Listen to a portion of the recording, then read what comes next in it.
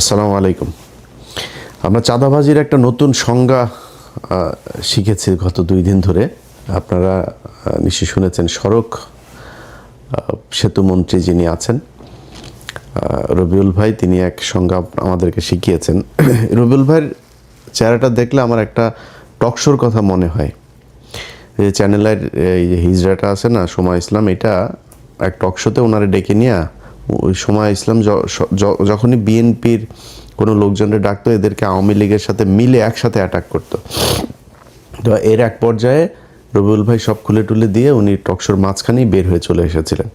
ওইটা আমার খুব মনে হয়, এবং উনি কথাবার্তাও খুব সুন্দর করে বলতেন।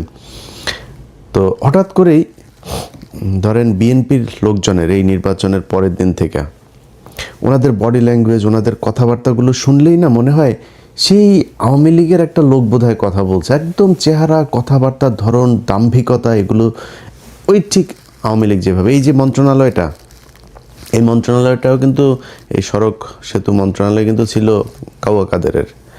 এই কাওয়া কাদেরও কিন্তু ঠিক এইভাবেই কথা শুনলেই শরীর জ্বলতো। তো বিএনপির যেই ভাইদের কথা শুনলে এত ভাল লাগতো, একদম নিজের মনে হইতো এরা আমার আপনজন, আমার আপন ভাই, এরকম মনে হইতো। সেই মানুষগুলো হঠাৎ করে রাতারাতি এত চেঞ্জ হয়ে গেল, বিশেষ করে নির্বাচনের এই আগের থেকে। অনেকে আমাদের প্রশ্ন করেন, ভাই আপনারা কেন সরাসরি বিএনপির বিরুদ্ধে? এই আজকে যে বাংলাদেশ দেখছেন না, এটা আমরা অনুমান করতে পেরেছিলাম, এই জন্যই বিএনপির বিরুদ্ধে গিয়েছিলাম। তো ওনারা নির্বাচনের আগে থেকে আওয়ামী লীগের লোকজনকে করে দিবে, আপনার নির্বাচন এই রাজনীতি করার সুযোগ দিবে, সব মামলা তুলে নিবে, এই যেগুলো বলেছে, এবং সেটা এখন করছে। আপনারা দেখছেন বিভিন্ন জায়গায় অফিস টফিস খুলে দিচ্ছে।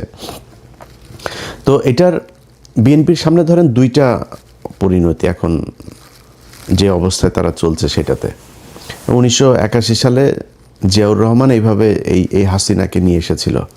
17 দিনের মাথায় জিয়াউর রহমানকে হত্যা করা হয়েছিল।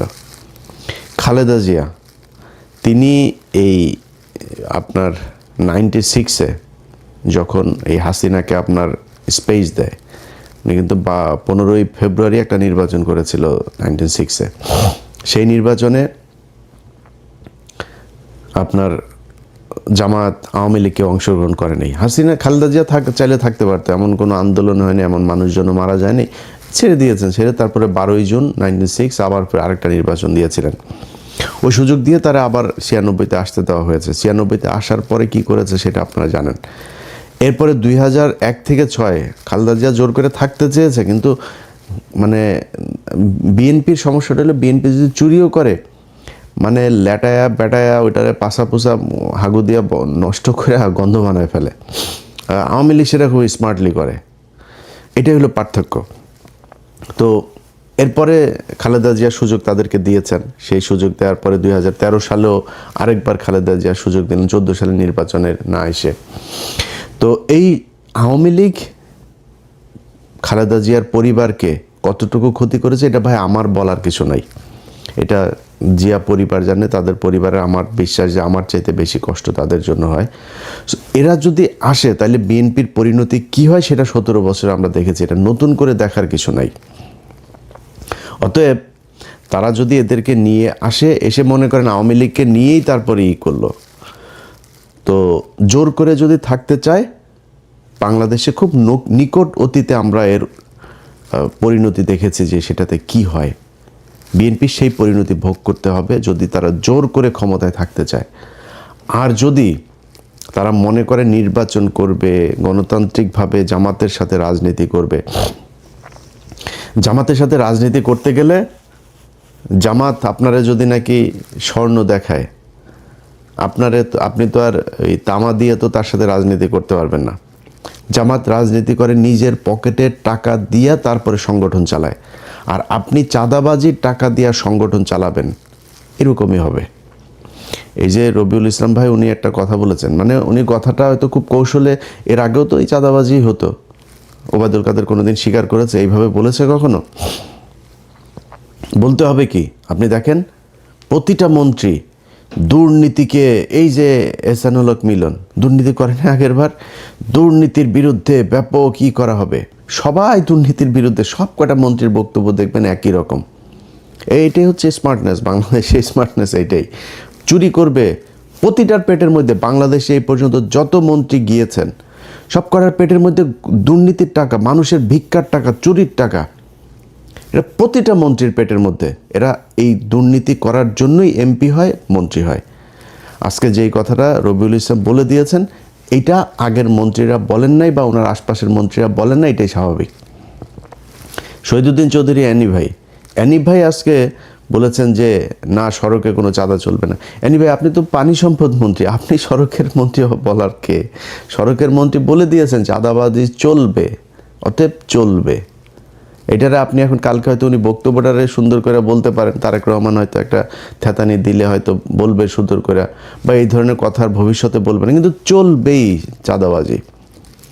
উনি খুব স্পষ্ট করে বলেছেন যে সরকারি দলের যেই শ্রমিক সংগঠন, তাদের দল চালাতে টাকা লাগে।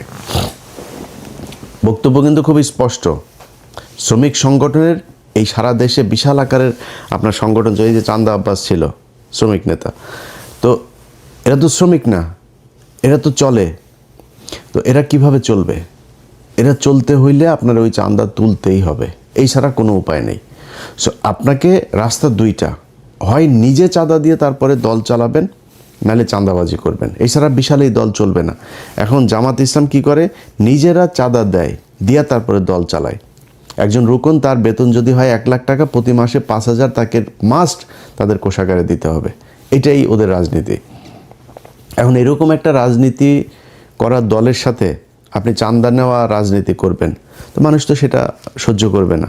সো সেক্ষেত্রে আলটিমেটলি যেটা হবে সেটাই। সো রাস্তা আপনার হাতে দুইটা, একটা হয় আপনাকে রাজনীতি চেঞ্জ করতে হবে, এই আপনাদের যে পলিসি সেটা চেঞ্জ করতে হবে, করে নিজের পকেটের টাকা দিয়ে নিজে রাজনীতি করবেন, অথবা শেখ হাসিনার মতো ফ্যাসিস্ট হবেন, জোর করে ক্ষমতায় থাকবেন, কোনো কথা শুনবেন না, কিছু হলেই বলবেন যে সংবিধানের দোহাই। কারণ আপনাদের 2/3 আছে এখন, এবং এই 2/3 তো আপনাদেরকে খুব পরিকল্পিতভাবেই দেওয়া হয়েছে। এই ডক্টর ইউনূস আপনার যেদিন লন্ডনে যায় সেদিনই তিনি নির্ধারণ করে দিয়ে এসেছেন যে বিএনপি ক্ষমতায় যাবে, তাদেরকে 2/3 দেওয়া হবে। যত দুর্নীতি, চাঁদাবাজি, ধান্দাবাজি এই তত্ত্বাবধায়ক সরকার যা করে গিয়েছে, এটার বিরুদ্ধে বিএনপি কিছু বলবে না, সবাইকে সেফ এক্সিট দেবে। যে দেশে থাকতে চায় দেশে থাকার ব্যবস্থা করে দেবে। এরাও থাকবে না বেশি দিন। আসিফ নজরুল ধরেন দেশে আছে, এখন থাকবে না। ওই যে আইসিটির ফয়েজ তায়েব চলে গিয়েছে, এগুলো সবগুলির একটা একটা করে কী কী আকাম কুকাম করেছে, এই এখন ধরবো। ক্ষমতায় যখন থাকবেন তখন বলতে না পারলে ক্ষমতার পরে তো বলতে পারবো। সো এখন ধরা হবে একটা একটা করে। ফয়েজ তায়েবরে নিয়ে কাজ চলছে। তো এই আসিফ নজরুলরা এরা 2 দিন পরে দেখবেন চলে গেছে, কারণ টাকার তো অভাব নাই, দেশে থাকবে কেন? বউরে দিয়ে আপনার এই কালেকশন করাই তো, নিউজও তো হয়েছে, আপনারা দেখেছেন। তো এখন এই যে এরা ওই সময় বলে করে দিয়ে গিয়েছে যে তোমাদেরকে 2/3 দেওয়া হবে, 2/3 দিয়ে সংবিধান এবার যেমনে মনে চায় তেমনে তারা কাটছাট করে তাদের মতো করে সংশোধন করবে। এইটাই ছিল হয়েছে যে এই তত্ত্বাবধায়ক সরকারের মূল এজেন্ডা। এর বাইরে এই যে সরকারটা গেল 1.5 বছর, 1.5 বছরে বহু কিছু করা সম্ভব। সবচাইতে দুর্বল আর দুর্নীতিগ্রস্ত একটা তত্ত্বাবধায়ক সরকার ছিল, যেটার আমরা বিপ্লবী সরকার বলতাম। সেই বাঞ্চোতরা ছিল সবচাইতে বেশি দুর্নীতিগ্রস্ত। এদের মতো দুর্নীতিগ্রস্ত আর একটা সরকার এই পর্যন্ত বাংলাদেশের তত্ত্বাবধায়ক সরকারে আসে নাই। এমনকি এই যে মঈনুদ্দিন ফখরুদ্দিনের যে সরকার না, আমার তো মনে আছে এদের চাইতে বহু সততা নিয়ে তারা কাজ করেছে। তো তারা আমাদের হাতে এখন ঝুলাই দিয়ে গেল একটা দুর্নীতিগ্রস্ত সরকার। এটার নিয়ে এখন আমাদের থাকতে হবে। তো বাংলাদেশের মানুষের কাছে আমার একটা জিজ্ঞাসা থাকবে যে এই দেশের মানুষ কি মানে এই ঝাড়ুদার হয়েই থাকতে চান, চৌকিদার হয়েই থাকতে চান?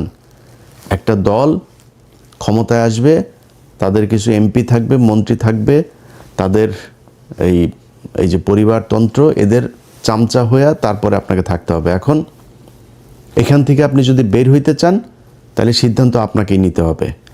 এই যে নির্বাচনটা হইল, এই যে রাজনীতি হয়, এই যে রাস্তায় ধর্মঘট, হরতাল, পিকেটিং, কোনো দিন কোনো এমপির ছেলেকে আপনার পাশে পেয়েছেন যে সে রাস্তায় এসে তারপরে এটা করে? কোনো এমপির ছেলে আপনার সাথে এই যে ভোট কেন্দ্রে গিয়া তারপরে এই ভোট কেন্দ্র দখলের কাজে মারামারি করেছে, মানুষকে হুমকি দিয়েছে? কোনো এমপি, এই নির্বাচনের সময় এমপি মন্ত্রী অনেকের ছেলে যারা এখন মন্ত্রী হয়েছে, এমপি হয়েছে, এদের অনেকের ছেলে দেশেই যায় নেই, ইউরোপে থাকে, আমেরিকাতে থাকে, অস্ট্রেলিয়া থাকে, কানাডা থাকে, পড়াশোনা করে। তাদের পাতলা পায়খানা হইলেও তারা সিঙ্গাপুরে যায় চিকিৎসা করতে। আর তোদেরকে বানায় রাখছে বোকাচোদা। তোরা পৃথিবীর সবচেয়ে বোকাচোদা জাতি। এটারে ওই মঞ্চে করে জনসভা করে না, বীরের জাতি, আমরা এই বীরের জাতি, 71-এর বীরের, সোগাটা ওইখানে মেরে দিছে তোদেরকে। তোরা পৃথিবীর সবচেয়ে নিকৃষ্ট জাতি, মানে আমরা পৃথিবীর সবচেয়ে নিকৃষ্ট জাতি। এদের মতো এরকম কামলা খাটা জাতি পৃথিবীর মধ্যে আর কোথাও নাই। আমরা পৃথিবীর যেই দেশে যাই, বাথরুম পরিষ্কার, রেস্টুরেন্টের কাজ, সিকিউরিটি, যত নিম্নমানের কাজ আছে যেটা আমরা করি। মিডল ইস্টে যান, যে আমেরিকা থেকে বিশাল ভাব সাপ নিয়ে আমরা দেশে যাই না, কোট সুট মুট পরে টরে, সব করে এখানে ফকিরনিগিরি কামলা দিয়ে তারপরে যায়। ভাব মারায় আমেরিকা থেকে এসেছি, এই হইল অবস্থা। এরপরে কি হয়, পোলাপান বড় হয়, বড় হয়ে তারপরে মনে করেন যদি মেয়ে হয়, বিশেষ করে ধরে একজন বিশেষ এক জাতিকে ধরে, ওই বিশেষ জাতি সাদাটা দাও পায় না, বিশেষ জাতির ধরে তারপরে পরিবার শেষ। এরপরে বাপ মা বুড়া বয়সে যায়, তারপরে করে কি না এই দেশে আর থাকবো না, চলে যাই। এরপরে যায় দেশে গিয়ে এতিমখানায় টাকা পয়সা, আমি পরিচিত লোকজনের এগুলি নিজের চোখের সামনে দেখা, এই জন্য বললাম এইটাই আমাদের জাতি। আমরা, আমার দেশ নাকি সোনার বাংলাদেশ, এই সাউয়ার বাংলাদেশ রে, সাউয়ার বাংলাদেশে বাংলাদেশের মানুষ থাকতে পারে না। দেশের মানুষ বাইরে যায়, কামলা দেয়, টাকা পাঠায়, সেই টাকা ওরা পাচার করে বিদেশে পাঠায়। এটাই হলো বীরের জাতি। তোদের যদি লজ্জা থাকে তাহলে ভবিষ্যতে এদের এই ঠিকাদার, পাহারাদার, চৌকিদার, কামলা দিতে সামনে আর যাবি না। তোদেরকে দিয়া এই নির্বাচনের মাঠে কেন্দ্র দখল করায় তোদের কি চাকর বানায়, তোরাই চাকর। প্রতিদিন এই যে ট্রাকের মধ্যে থেকে যে চাঁদাগুলি নেন, এটা কিন্তু এমপির কোনো ছেলে নেয় না, মন্ত্রীর কোনো ছেলে নেয় না, কিন্তু এটা টাকার ভাগ কিন্তু একদম শেষ মাথা পর্যন্ত যায়। টাকাটা উঠায় কাঁদে দিয়ে তোরে দেওয়া উঠায়, তুই কামলা, ওইখানেও তুই কামলা। সো এই তোদের মতো কামলাদেরকে দিয়া এই দেশে এরা রাজনীতি করে এদের ছেলে মেয়েদেরকে বিদেশে পড়াশোনা করায়, নিজেদের কিছু হইলে তারপর ট্রিটমেন্ট নিতে যায় সিঙ্গাপুর, থাইল্যান্ড, ব্যাংকক। বাংলাদেশে এদের ট্রিটমেন্টও নেয় না এরা। এইভাবেই চলছে, একদম চোখের সামনে এইভাবে চলছে। প্রতিটা মন্ত্রী, এমপি, সব করার সন্তানের পেটের মধ্যে চুরির টাকা, দুর্নীতির টাকা, এই দেশের মানুষের ভিক্ষা করা টাকা এগুলি। এই যে বলেছে না যে এদেরকে চাঁদাটা নাকি এমনিতেই যারা স্বেচ্ছায় দেয়, স্বেচ্ছায় মিয়া ফাও কেউ টাকা 1 টাকা দেয়। আর যদি স্বেচ্ছায় নিতে চাস তাহলে তোর লোকজনরে বল যে থাল নিয়ে বসতে, আল্লাহর হস্তে 2টা দে, এমনি বলতে বলবে। লাঠি একটা হাতে নিয়ে, আমরা দেখি নাই এই চুয়াডাঙ্গা থেকে ঢাকায় আসতাম, মানে শুরু হয় আপনার একদম ঝিনাইদহ থেকে শুরু হইতো, মাগুরা, ফরিদপুর, রাজবাড়ী, এইদিকে মানিকগঞ্জ, সাভার, পুরোটা গাবতলী থেকে একদম পুরোটা আপনার এই চাঁদাবাজি চলতো। লাঠি একটা নিয়ে 3-4টা পোলাপান দাঁড়ায় থাকতো, এরা বিভিন্ন জায়গায় এই যে বিট করা, ওই যে বামগুলো করা, যাতে ওইখানে আসলে আপনাকে গাড়ি থামাইতেই হবে। এবং কন্ট্রাক্টর ওই জায়গায় জানতো কয় টাকা দিতে হইতো, ওই টাকা সে হাতের মধ্যে রাখতো, দিয়ে চলে আসতো, কোনো বার্গেনিং নেই, এটা ধরা বাঁধা। সো সবাই জানে আপনাকে দিতেই হবে, তাই আপনি দেন। আপনি থাল নিয়ে দাঁড়ায়েন তো দেখি স্বেচ্ছায় কীরকম দেয়। সো এটা স্বেচ্ছায় টাকা না, আপনি জোর করে ভিক্ষা নিচ্ছেন। এই ভিক্ষার টাকা একদম শেষ দলের শেষ মানুষ পর্যন্ত যায়, এটাই যায়। মনে করার কোনো কারণ নেই যে এমপিরা যে আপনার মনে করেন দলের সর্বোচ্চ নেতাদেরকে আপনার এই যে টাকা দিয়ে তারপর মনোনয়ন নিয়েছে, ও এমপি টাকা কই পায়? ও একদম এই যে ভিক্ষুকের কাছ থেকে যে টাকাটা নেয়, ফুটপাতের যেই একজন হকারের কাছ থেকে যে টাকা নেয়, মেথরের কাছ থেকে যে টাকা নেয়, সব টাকা ওইখানে যায়। তোদের পেটে এমন কোনো অসভ্য টাকা নাই, এমন কোনো ছোট টাকা নাই যেই টাকা তোদের পেটে যায় না। সো এটাই হলো বাংলাদেশ। যারা কিনা কাজ করে খায়, তারা নিজের হালাল পয়সা তারপরে খায়। এই হালাল টাকাটারে তোরা মানে হারাম করে তারপরে এই নিকৃষ্ট এই টাকা পয়সা তোরা খাস। এটাই হলো গিয়া তোদের মানে রাজনীতি। সো এই রাজনীতি কইরা যদি নাকি তারা বাংলাদেশে ক্ষমতায় জোর করে থাকতে চায়, থাকতে পারবে। কিন্তু যদি তারা মনে করে যে কম্পিটিশনে যাবে, তাহলে সম্ভব না। এবার এই দেশের মানুষ হুমড়ি খেয়ে পড়েছিল দাঁড়িপাল্লায় ভোট দেওয়ার জন্য। কেন, কি কারণে? মানুষ এই চাঁদাবাজি, মাস্তানি, দখলবাজি এখান থেকে বের হতে চেয়েছিল। এই কারণে মানুষ দাঁড়িপাল্লাকে দেখতে চেয়েছিল যে দাঁড়িপাল্লা আসে কিনা। ধরে দাঁড়িপাল্লা আছে, দাঁড়িপাল্লা 5 বছর পরে আরও শক্তিশালী হয়ে আসবে। আপনি সিদ্ধান্ত নেবেন যে ভালো হবেন নাকি হাসিনার মতো আরও মানে সর্বোচ্চ ফ্যাসিস্ট হয়ে তারপরে ফ্যাসিজমের মাধ্যমে এই দেশ পরিচালনা করবেন। এই দুইটা, সেটাও যে আপনি খুব বেশি পারবেন তা না। আমরা ভাই এই গত 17 বছরে দেখলাম তো, আজকে এই যে বাবারে বাবা সারা দেশ বিএনপি, আরে বাবারে বাবা সব বিএনপির লোকজন, বিএনপি সারা দেশে কোনো লোক নেই, রাতারাতি চেঞ্জ হয়ে যায় পরিস্থিতি। এগুলো আমাদের চোখের সামনে দেখা। আমরা তো জীবনের অর্ধেক বয়স পার করে ফেলছি, আল্লাহ জানি না কতদিন বাঁচায় রাখবে।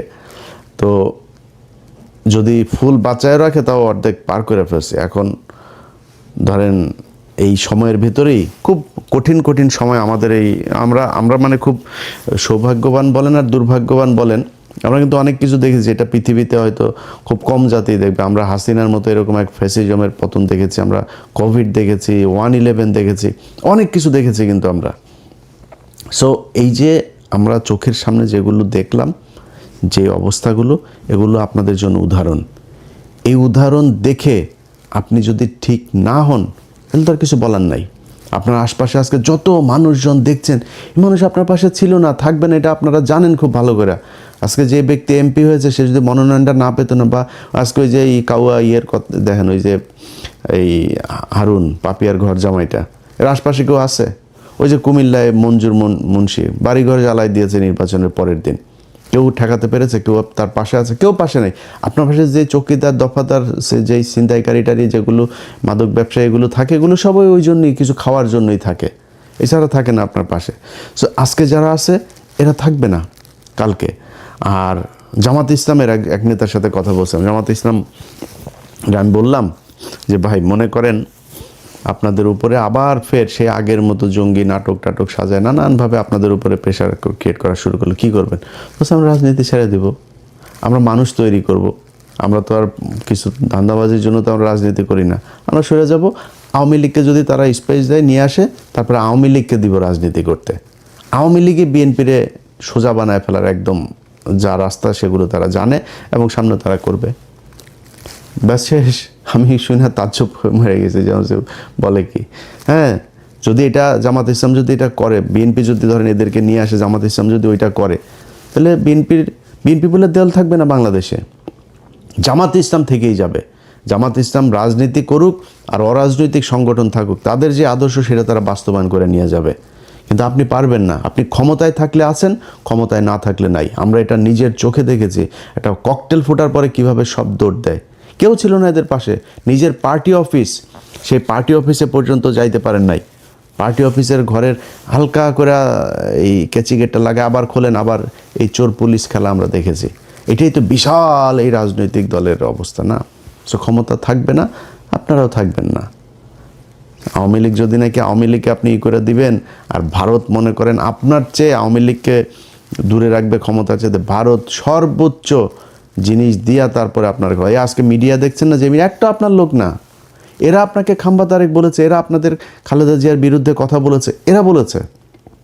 আপনি যান, গেল 1 বছর আগেও আপনি সময় টিভি, 71 টিভি টক শো দেখেন, তাদের নিউজ দেখেন, কত জঘন্য ভাষায় কথা বলেছে। তারাই এখনো বসে আছে, আপনি তাদেরকে টাকা পয়সা নিয়ে কিচ্ছু করেন নেই। এটা আপনারা করেছেন।